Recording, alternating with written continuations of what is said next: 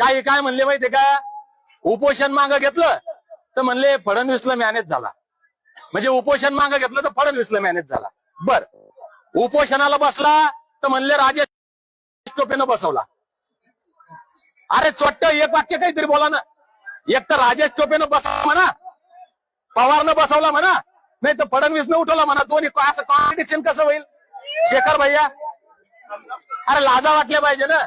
मग फडणवीस साहेबांच्या हातामध्ये किती सत्ता आहे? ईडी आहे, सीबीआय आहे, सीआयडी आहे, एसआयडी आहे, पोलीस आहे, सगळे लावा ना तपास लावा, सिद्ध करा. राजेश टोपेचं जर आंदोलन केलं असेल उभं, मी जाहीर इथं बलिदान देतो, जीव देतो माझा.